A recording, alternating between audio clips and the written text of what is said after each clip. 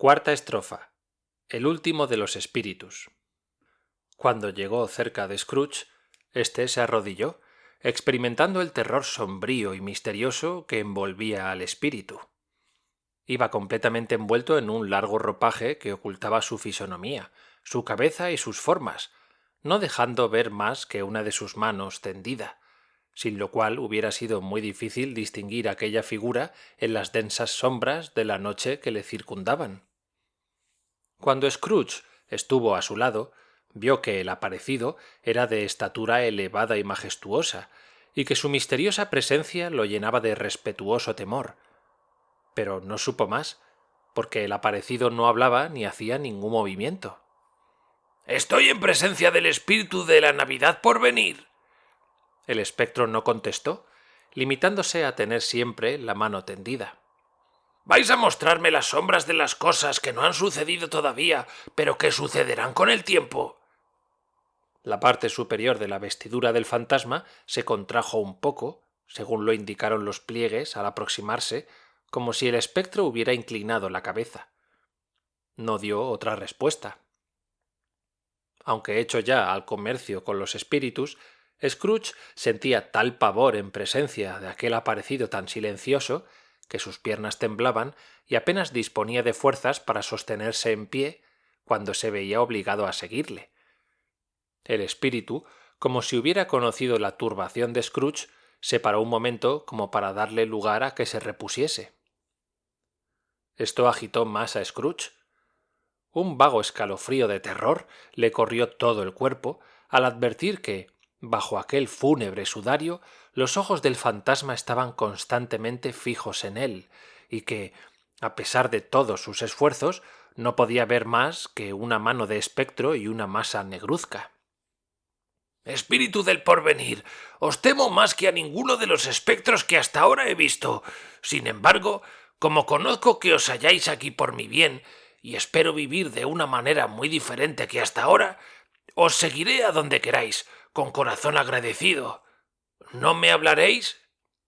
Ninguna respuesta. Tan solo la mano hizo señal de ponerse en marcha. «Guiadme», dijo Scrooge, «guiadme. La noche avanza rápidamente y el tiempo es muy precioso para mí. Lo sé. Espíritu, guiadme». El fantasma empezó a deslizarse como había venido. Scrooge fue detrás de la sombra de la vestidura. Parecíale que ésta lo levantaba y lo arrastraba. No se puede decir que penetraran en la ciudad, sino que la ciudad surgió alrededor de ellos, rodeándolos con su movimiento y su agitación. Estaban en el mismo centro de la City, en la bolsa y con los negociantes que iban de un lado para otro deprisa, haciendo sonar el dinero en los bolsillos, agrupándose para entretenerse en negocios, mirando sus relojes y jugando distraídamente con la cadena, etc., como Scrooge los había visto en todas ocasiones. El espíritu se detuvo cerca de un pequeño grupo de capitalistas, y Scrooge, adivinando su intención por la mano tendida, se acercó a escuchar. «No», decía un señor alto y grueso de triple y canosa barba, «no sé nada más. Sé tan solamente que ha muerto». «¿Cuándo?» «Anoche, según creo». «¿Cómo? ¿De qué ha muerto?» preguntó otro señor tomando una provisión de tabaco de una enorme tabaquera. «Yo me figuraba que no se moriría nunca». «Dios solo lo sabe», dijo el primero bostezando. «¿Qué ha hecho de su dinero?» preguntó otro señor de rubicunda faz, que ostentaba en la punta de la nariz una enorme lupia colgante como el moco de un pavo. «No lo sé», contestó el hombre de la triple barba, bostezando de nuevo. «Tal vez lo haya dejado a su sociedad. De todas suertes, no es a mí a quien lo ha dejado. He aquí lo único que sé». Esta chanza fue recibida con una carcajada general. «Es probable», continuó él mismo, «que las sillas para los funerales no le cuesten nada, así como tampoco los coches, pues juro que no conozco a nadie que esté dispuesto a ir a semejante entierro. Si fuéramos nosotros sin que nos convidaran...» «Me es indiferente con tal que haya refresco», dijo el de la lupia. «Yo quiero que me den de comer por ese trabajo». «Ya veo», dijo el primer interlocutor, «que soy más desinteresado que todos los presentes». «Yo no iría porque me regalaran guantes negros, pues no los gasto, ni porque me dieran de comer, Pues no lo acostumbro en tales casos, pero si, como alguno quisiera acompañarme, ¿sabéis por qué? Porque, reflexionando, me han asaltado dudas acerca de si yo era íntimo amigo suyo, a causa de que cuando nos encontrábamos teníamos la costumbre de detenernos a hablar un poco. Adiós, señores, hasta la vista. El grupo se deshizo para constituir otros. Scrooge conocía a todos aquellos señores y miró al espíritu para pedirle una explicación acerca de lo que acababan de decir. El espíritu se dirigió a otra calle y mostró con el dedo dos individuos que se saludaban. Scrooge escuchó en la esperanza de descifrar aquel enigma. También los conocía. Eran dos negociantes ricos muy considerados y en cuya estimación creía estar bajo el punto de vista de los negocios, pero sencilla y puramente de los negocios. ¿Cómo está usted? Bien, ¿y vos? Bien, gracias. Parece que el viejo Gottsbeck ha dado ya sus cuentas, ¿eh? Me lo han dicho. Hace frío. ¿Es verdad? Pse. Como de la estación, como de Navidad. Supongo que no patináis. No, tengo otras cosas en que pensar. Buenos días. Ni una palabra más. Así se encontraron, así se hablaron y así se separaron. A Scrooge le pareció, al principio, chocante que el espíritu atribuyese tanta importancia a conversaciones aparentemente tan triviales, pero convencido de que debían encerrar algún sentido oculto, empezó a discurrir sobre cuál sería éste, según todas las probabilidades. Era difícil que se refiriesen a la muerte de su antiguo socio Marley. A lo menos no parecía verosímil, porque el fallecimiento era suceso ya ocurrido, y el espectro ejercía jurisdicción sobre lo porvenir. Pero tampoco adivinaba quién pudiera ser la persona de él conocida a la cual cupiese aplicar el acontecimiento. Sin embargo, íntimamente persuadido de que, cualquiera que fuese la persona, debía encerrarse en aquello alguna lección correspondiente a él y para su bien, determinó fijarse y recoger las palabras que oyese y las cosas que presenciase, y particularmente observar con la más escrupulosa atención su propia imagen cuando se le apareciese, penetrado de que la vista de ella le proporcionaría la llave del enigma, haciéndole la solución fácil. Se buscó, pues, en aquel lugar, pero había alguien que ocupaba su sitio, el puesto a que más afección tenía, y aunque el reloj indicaba la hora a que él iba, por lo común, a la bolsa, no vio a nadie que se le pareciese en el gran número de personas que se apresuraban a entrar. Aquello le sorprendió un poco, porque como desde sus primeras visiones había formado el propósito de cambiar de vida, se figuraba que su ausencia era prueba de haber puesto en ejecución sus planes. El aparecido se mantenía siempre a su lado inmóvil y sombrío. Cuando Scrooge salió de su ensimismamiento, se figuró, por la postura de la mano y por la posición del espectro, que lo contemplaba fijamente con mirada invisible. Esto le hizo estremecerse de pies a cabeza. Abandonando el alborotado teatro de los negocios, se dirigieron a un barrio muy excéntrico de la ciudad, en donde Scrooge no había estado nunca, pero cuya mala reputación no le era desconocida. Las estrechas calles que lo constituían presentaban un cuadro de suciedad indescriptible, así como sus miserables tiendas y mansiones. Los habitantes que moraban allí, el de seres casi desnudos, ebrios, descalzos, repugnantes. Las callejuelas y los sombríos pasadizos, como si fueran otras tantas cloacas, despedían sus desagradables olores, sus inmundicias y sus vecinos sobre aquel laberinto. Aquel barrio era la guarida del crimen y de la miseria. En lo más oculto de aquella infame madriguera se veía una tienda baja y saliente, bajo un cobertizo, en la cual se vendía hierro, trapos viejos, botellas viejas, huesos y trozos de platos de la comida del día precedente. Sobre el piso de un compartimiento interior había amontonados clavos, llaves herrumbrosas, cadenas, goznes, limas, platillos de balanzas, pesos y toda clase de ferretería. En aquellos hacinamientos asquerosos de grasas corrompidas, de huesos carcomidos, se encerraban, acaso, muchos misterios que pocas personas hubieran tenido valor para indagar.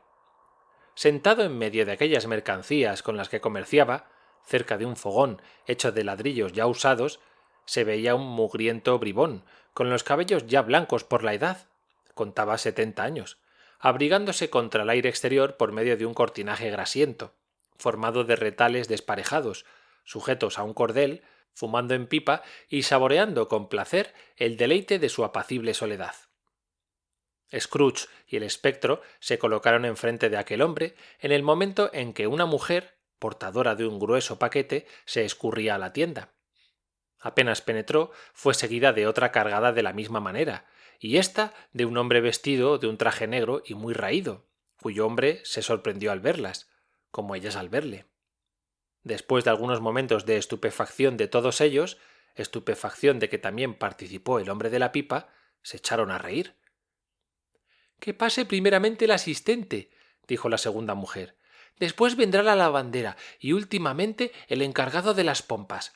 ¿Qué opináis, honrado tendero? Por cierto que es casualidad. No parece sino que nos hemos dado cita los tres. —No podíais haber escogido mejor lugar —dijo el tendero quitándose la pipa de la boca—. Entrad en el salón. Hace tiempo que tenéis facultad para entrar aquí libremente. Los otros dos tampoco son extraños. Aguardad a que cierre la puerta de la tienda. —¿Cómo chirrían los goznes? Creo que no existe aquí ningún hierro más viejo que ellos, como no hay en el almacén, y de esto me considero muy seguro. Otras osamentas más añejas que las mías. ¡Ah! Todos nos hallamos en consonancia con nuestra condición. Hacemos un buen juego. Entrad. El salón lo constituía el espacio que estaba separado de la tienda por la cortina de retales. El viejo tendero removió el fuego con una barra de hierro rota procedente de una barandilla de escalera, y después de haber reanimado su humosa lámpara, porque ya era de noche, con la boquilla de la pipa, puso de nuevo ésta en la boca. Mientras que de este modo cumplía con los deberes de la hospitalidad, la mujer que había hablado la primera dejó su paquete en el suelo y se sentó con aire negligente en un taburete, colocando los codos sobre las rodillas y lanzando una mirada de desafío a los otros dos concurrentes. —Bueno, ¿qué tenemos? ¿Qué hay, señora Dilber? —dijo encarándose con la otra. —Todos tenemos el derecho de pensar en nosotros mismos. ¿Ha hecho otra cosa él durante su vida? —En verdad —dijo la lavandera—, ninguno tanto como él. Pues bueno, entonces no tenéis necesidad de estaros ahí, abriendo de tal modo los ojos como si os dominara el miedo. Somos lobos de una camada. —De seguro —exclamaron la Dilber y el saltatumbas—. En ese convencimiento estamos. Pues no hay más que decir. Estamos como queremos. No hay que buscarle tres pies al gato. Y luego, vaya un mal. ¿A quién se le causa perjuicio con esas fruslerías? De seguro que no es al muerto. —Oh, en verdad que no —dijo riéndose la Dilber. —Si quería guardarlos ese tío roñoso para después de su fallecimiento —continuó la mujer—, ¿por qué no lo ha hecho como los demás? No necesitaba más que haber llamado a una enfermera para que lo cuidase, en vez de morirse en un rincón abandonado como un perro. —Es la pura verdad —ratificó la Dilber—. Tiene lo que merece. —Hubiera querido que el lance no le saliera tan barato —continuó la primera mujer—. Os aseguro que a estar en mi mano no hubiera perdido la ocasión de coger algo más. Desliad el paquete, tendero, y decid francamente lo que vale. No tengo reparo en que lo vean. Los tres sabíamos antes de penetrar aquí la clase de negocio que hacemos, y no hay ningún mal en ello. Pero se entabló un pugilato de cortesía. Los amigos de aquella mujer no quisieron, por delicadeza, que fuese la primera, y el hombre del traje negro tuvo la primacía en desatar su lío. No guardaba mucho. Un sello o dos, un lapicero, dos gemelos de camisa, un alfiler de muy poco valor. Esto era todo.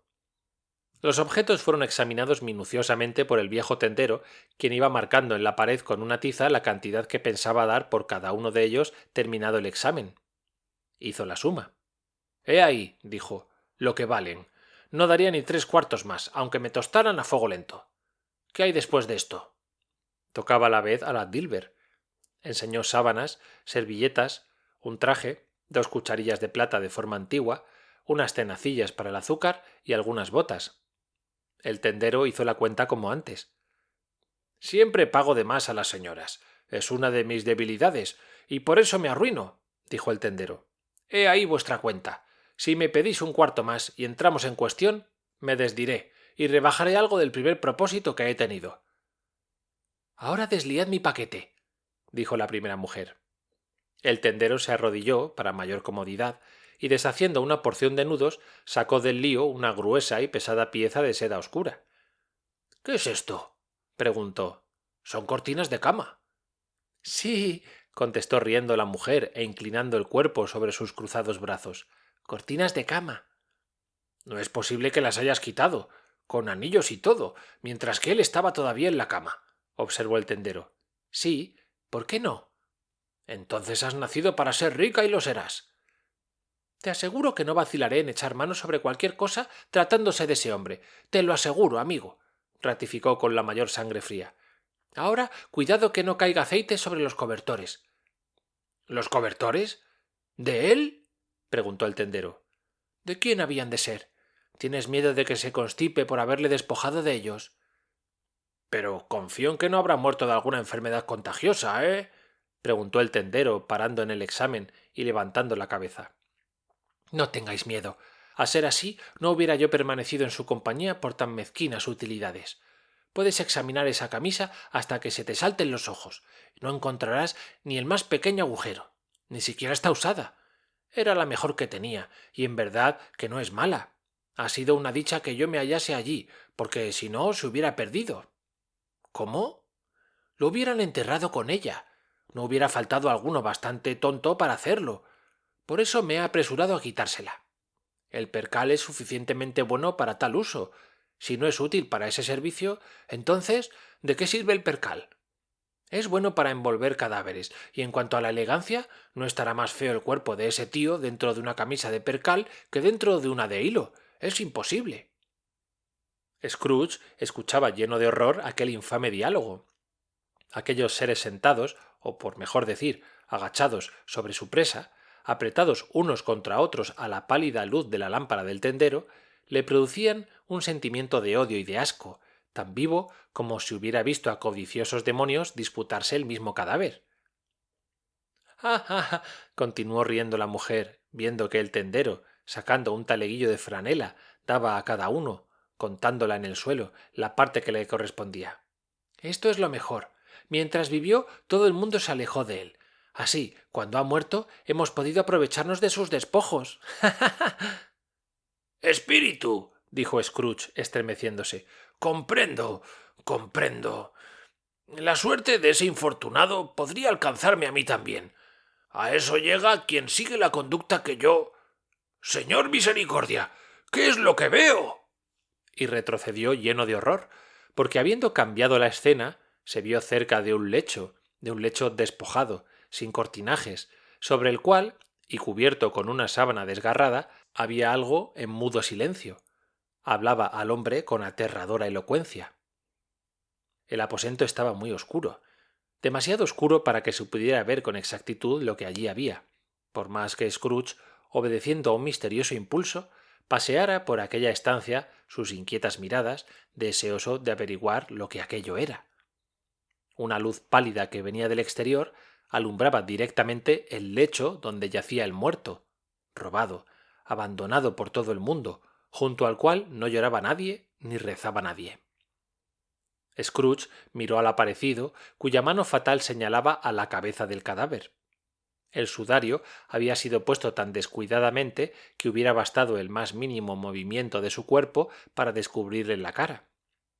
Scrooge advirtió lo fácil que era hacerlo, y aun lo intentó, pero no se encontró con vigor para ello.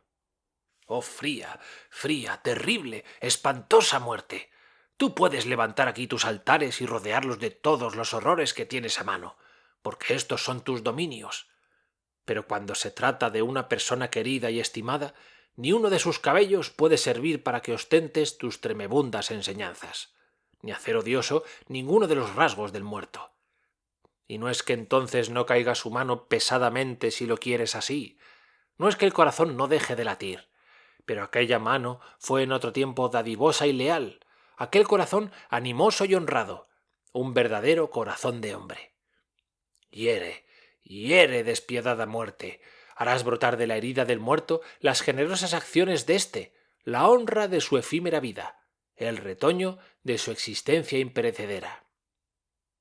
Ninguna voz pronunció al oído de Scrooge estas palabras, y sin embargo él las oyó al contemplar el lecho. Si éste pudiera revivir, reflexionaba Scrooge, ¿qué diría ahora de sus pesados propósitos? Que la avaricia, la dureza del corazón, el afán de lucro, laudables propósitos, le habían conducido a una triste muerte. Ahí yace en esta mansión tan sombría y desierta. No hay ni un hombre, ni una mujer, ni un niño que puedan decir: «Fue bueno para mí en tal circunstancia». Yo lo seré ahora para él en memoria de su beneficio. Solo turbaban aquel glacial silencio un gato que arañaba en la puerta y el ruido de las ratas que bajo la piedra de la chimenea roían algo. ¿Qué iban a buscar en aquella habitación mortuoria? ¿Por qué demostraban tanta avidez y tanta excitación? Scrooge no se atrevió a pensar. «Espíritu», dijo, «este sitio es verdaderamente espantoso. No olvidaré, al abandonarlo, la lección que he recibido en él. Creedlo así. Marchemos». El aparecido continuaba señalándole la cabeza del cadáver. «Os comprendo, y lo haría como me encontrara con fuerzas para ello, mas no las tengo». El fantasma lo miró entonces con mayor fijeza. «Si hay alguna persona en la ciudad que experimente alguna emoción penosa a consecuencia de la muerte de ese hombre», dijo Scrooge con mortal agonía, «mostrádmela, espíritu, os conjuro a ello». El fantasma extendió un momento su negra vestidura por encima de él, y recogiéndola después le presentó una sala iluminada por la luz del día, donde se encontraban una madre y sus hijos. Esperaba a alguien llena de impaciencia y de inquietud, porque no hacía más que ir de un lado a otro de la habitación, estremeciéndose al más pequeño ruido, mirando por la ventana o al reloj, haciendo por coser para distraerse y pudiendo sufrir apenas la voz de sus hijos que jugaban. Por fin oyó el aldabonazo tan esperado y fue a abrir. Era su marido, hombre aún joven, pero de fisonomía ajada por los sufrimientos, si bien entonces revestía un aspecto particular como de amarga satisfacción que le produjera vergüenza y que tratara de reprimir. Tomó asiento para comer lo que su esposa le había guardado junto al fuego, y cuando ella le preguntó, al cabo de rato de silencio, con desmayado acento, «¿Qué noticias?», él no quería responder. «¿Son buenas o malas?», insistió ella. «Malas». «¿Estamos completamente arruinados?». «No, Carolina. Todavía queda una esperanza». «Si él se ablanda, en ocurriendo tal milagro, se puede esperar todo». «No puede enternecerse. Ha muerto». Aquella mujer era una criatura dulce y resignada. No había más que verla para reconocerlo, desde luego, y sin embargo, al oír la noticia, no pudo menos de bendecir en lo profundo de su alma a Dios, y aun de decir lo que pensaba.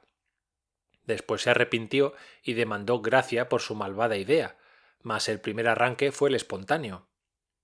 «Lo que me dijo aquella mujer medio borracha, de quien os he hablado, a propósito de la tentativa que hice para verle y conseguir de él un nuevo plazo, era cierto, no era una evasiva para ocultarme la verdad. No solamente estaba enfermo, sino moribundo». «¿A quién será endosada nuestra deuda?». «Lo ignoro, pero antes de que termine el plazo espero tener con qué pagarla. Y aun cuando no sucediera de este modo, sería el exceso de la desdicha que tropezáramos con un acreedor de corazón tan duro. Esta noche podemos dormir más tranquilos». Sí, a pesar de ellos mismos, sus corazones se sentían satisfechos. Los niños, que se habían agrupado cerca de sus padres para oír aquella conversación de la que nada comprendían, manifestaban en sus rostros estar más alegres. La muerte de aquel hombre devolvía un poco de felicidad a una familia. La única emoción que el fallecimiento había causado era una emoción de placer.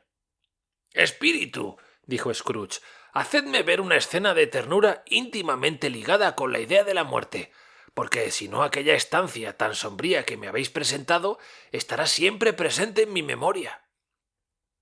El aparecido lo condujo por diferentes calles, y a medida que adelantaban, Scrooge iba mirando a todos lados con la esperanza de contemplar su imagen, pero no la vio. Entraron en la habitación de Bob Cratchit, la misma que Scrooge había visitado antes, y allí encontraron a la madre y a sus hijos sentados alrededor del fuego. Estaban tranquilos, muy tranquilos, incluso los enredadores pequeños. Todos escuchaban a Pedro, el hermano mayor, quien leía un libro, mientras que la madre y las hermanas se entregaban a la costura. Aquella familia estaba positivamente tranquila. Y tomando de la mano a un niño, lo puso en medio de ellos. ¿Dónde había oído Scrooge aquellas palabras? De seguro que no las había soñado. Por fuerza, debió ser el lector quien las pronunciara en alta voz cuando Scrooge y el espíritu atravesaron los umbrales. ¿Por qué se había interrumpido la lectura? La madre colocó su tarea sobre la mesa y se cubrió la cara con las manos. «El color de esta tela me hace daño a la vista», dijo. «¿El color? ¡Ah, pobre Tiny! Ahora tengo mejor los ojos. Sin duda la luz artificial me los cansa, pero no quiero a ningún precio que vuestro padre lo eche de ver. No debe tardar mucho, porque ya está próxima la hora». «Ha pasado ya», repuso Pedro, cerrando al mismo tiempo el libro. «He advertido que anda más despacio hace unos días». La familia volvió a su anterior silencio y a su inmovilidad. Pasando un rato, la madre tomó otra vez la palabra con voz firme, cuyo tono festivo no se alteró más que una vez. «Hubo un tiempo en que iba deprisa, demasiado tal vez, llevando a Tiny en los hombros». «Yo lo he visto», continuó Pedro, «y a menudo». «Y yo también», continuaron todos. «Pero Tiny pesaba poco», añadió la madre siguiendo en su tarea, «y luego lo quería tanto su padre que no era ningún trabajo para éste. Pero ahí le tenemos». Y corrió a recibirlo. Bob entró arrebujado en su tapaboca. Bien necesitaba descansar aquel pobre hombre. Tenía preparado su té puesto al fuego, y hubo lucha sobre quién le serviría primero. Sobre sus rodillas se pusieron los dos niños, y ambos aplicaron sus mejillas a las de su padre, como diciéndole «Olvidadle, padre, no estéis triste». Bob se manifestó muy alegre con todos. A todos les dedicó un chiste. Examinó la obra de Miss Cratchit y sus hijas, y la elogió mucho. «Esto lo acabaréis antes del domingo». «¿El domingo? ¿Habéis ido hoy?», le preguntó su esposa. «Sí, querida mía. De consentirlo, esos trabajos que lleváis, hubiera deseado que vinierais conmigo. No puedes figurarte qué verde está el sitio, pero lo visitaréis con frecuencia. Le prometí que iría a pasear un domingo». «Oh, hijo mío», exclamó Bob, «pobre hijo mío», y rompió a sollozar sin poder contenerse. Para contenerse hubiera sido necesario que no acabara de experimentar la pérdida de su hijo. Salió de la casa y subió a una del piso superior, vistosamente alumbrada y llena de guirnaldas, como en tiempo de Navidad.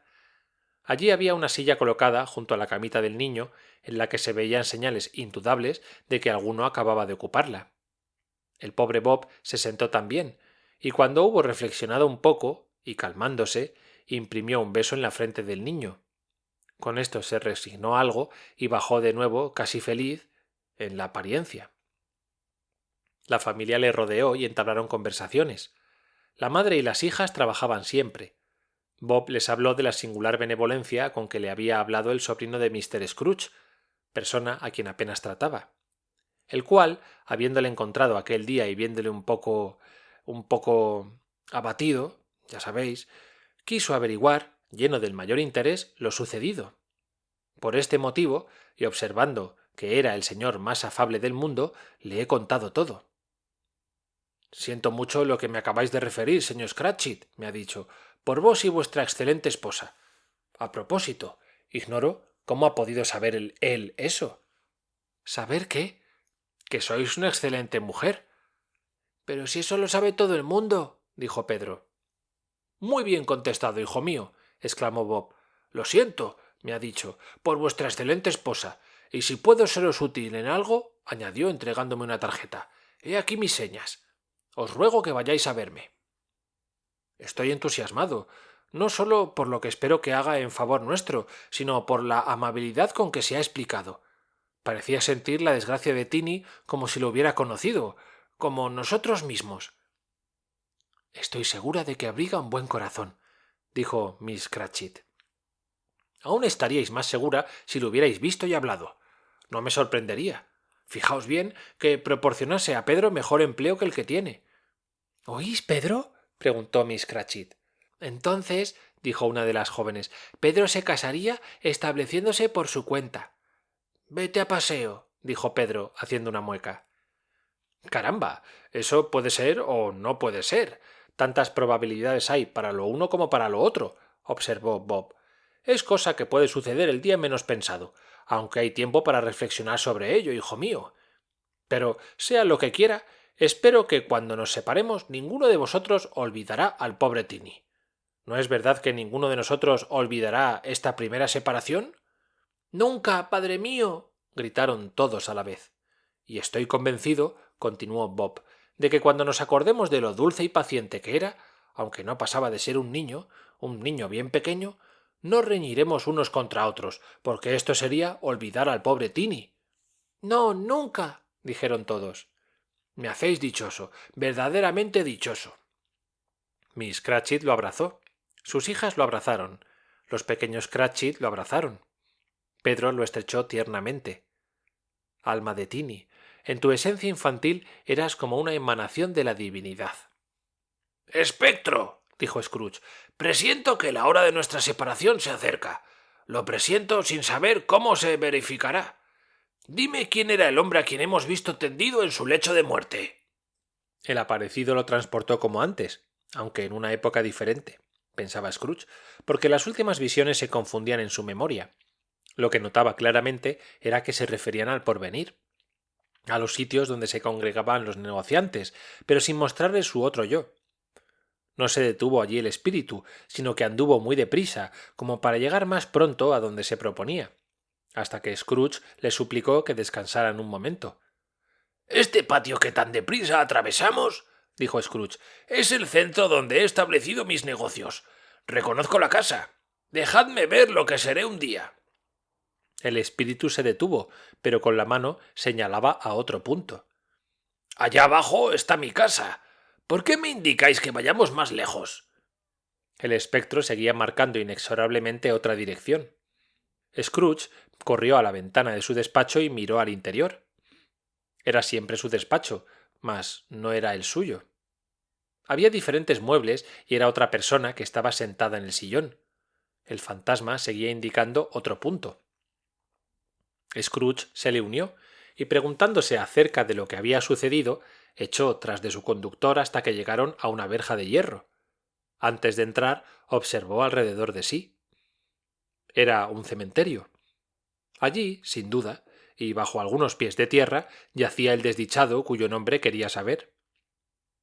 Era un hermoso sitio, a la verdad, cercado de muros, invadido por el césped y las hierbas silvestres, en donde la vegetación moría por lo mismo que estaba excesivamente alimentada, hasta el aseo con la abundancia de despojos mortales que allí había. ¡Oh, qué hermoso sitio! El espíritu, de pie en medio de las tumbas, indicó una de estas, y Scrooge se acercó temblando. El espíritu era siempre el mismo, pero Scrooge creyó notar en él algo de un nuevo y pavoroso augurio. —Antes de que dé un paso hacia la losa que me designáis, satisfaced, dijo, la siguiente pregunta. ¿Esta es la imagen de lo que ha de ser o de lo que puede ser? El espíritu se limitó a bajar la mano en dirección a una losa próximo a la cual se hallaban. Cuando los hombres se comprometen a ejecutar algunas resoluciones, por ellas pueden conocer el resultado de las mismas, pero si las abandonan, el resultado puede ser otro. ¿Sucede lo mismo en los espectáculos que representáis a mi vista? El mismo silencio. Scrooge se arrastró hacia la tumba poseído de espanto y, siguiendo la dirección del dedo del fantasma, leyó sobre la piedra de una sepultura abandonada: Ebenezer Scrooge. —¿Soy yo el hombre a quien he contemplado en su lecho de muerte? —preguntó cayendo de rodillas. El espíritu señaló alternativamente a él y a la tumba y a él. —¡No, espíritu! ¡No! ¡No! El espíritu continuó inflexible. —¡Espíritu! —gritó agarrándose a la vestidura. —Escúchame. Ya no soy el hombre que era, y no seré el hombre que hubiera sido a no tener la dicha de que me visitarais. ¿Para qué me habéis enseñado esto si no hay ninguna esperanza? Por primera vez la mano hizo un movimiento. —¡Buen espíritu! —continuó Scrooge, siempre arrodillado y con la cara en tierra—. —Interceded por mí. Tened piedad de mí. Aseguradme que puedo cambiar esas imágenes que me habéis mostrado mudando de vida. La mano se agitó haciendo un ademán de benevolencia. Celebraré la Navidad en el fondo de mi corazón. Me esforzaré en conservar su culto todo el año. Viviré en el pasado, en el presente y en el porvenir. Siempre estarán presentes en mi memoria los tres espíritus, y no olvidaré sus lecciones. ¡Oh! Decidme que puedo borrar la inscripción de esta piedra. Y en su angustia cogió la mano del aparecido, quien quiso retirarla, pero no pudo al pronto por el vigoroso apretón de Scrooge. Al fin, como más fuerte, se desasió. Alzando las manos en actitud de súplica para que cambiase la suerte que le aguardaba, Scrooge notó una alteración en la vestidura encapuchada del espíritu, el cual, disminuyendo de estatura, se desvaneció en sí mismo, trocándose en una columna de cama. Fin del capítulo 4.